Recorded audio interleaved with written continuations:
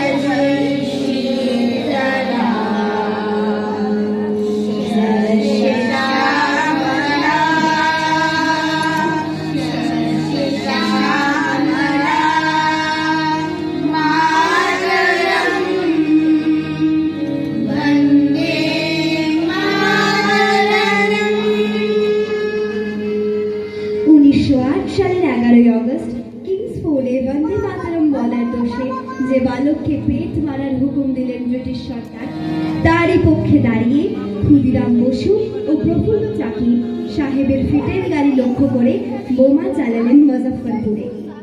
সাহেব নিহত হলেন না, তবু নাবালক ক্ষুদিরামকে ফাঁসির হুকুম দেওয়া হলো।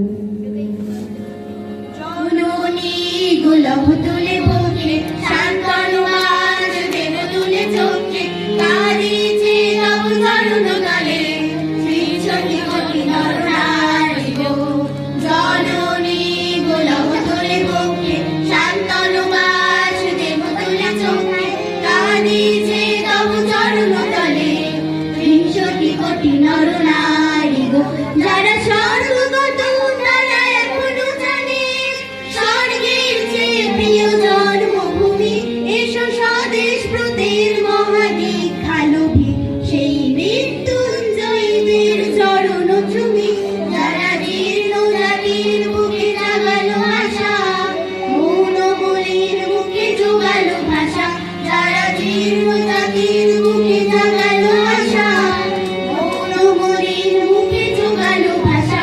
আজ রক্ত কমলে গাথা, আজ রক্ত কমলে গাথা মাল্যখানি, বিজয় লক্ষ্মী দেবে তাদের গলে, মুক্তির মন্দির শোভানো তলে কত প্রাণ হলো বলিদান।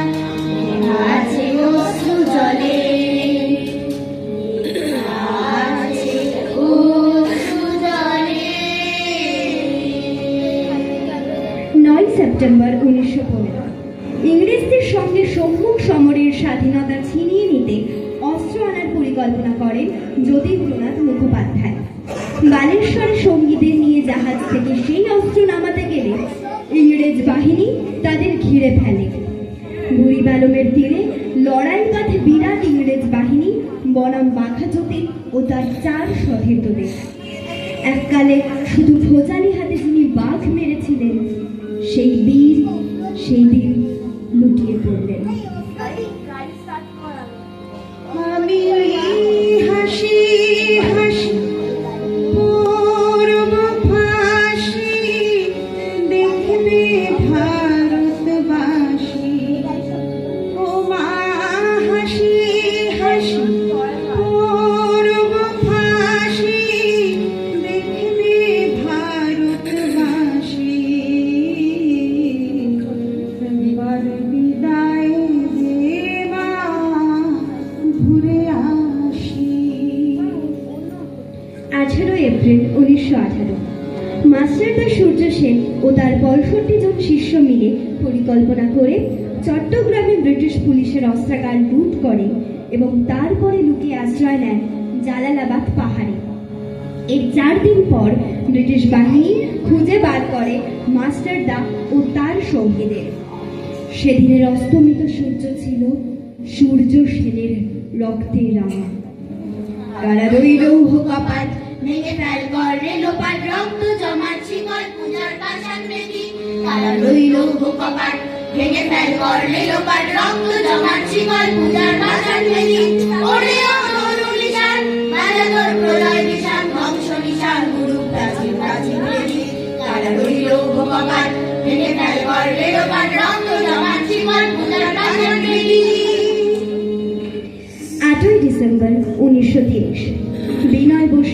বাদল গুপ্ত, দীনেশ গুপ্ত সাহেবী পোশাকে ট্যাক্সি থেকে এসে নামলেন রাইটার্স বিল্ডিং এর সামনে। সোজা উঠে গেলেন দোতলায়। সামনেই সিম্পসনের ঘর। দ্বাররক্ষীকে ঠেলে ঢুকে গেলেন ভেতরে।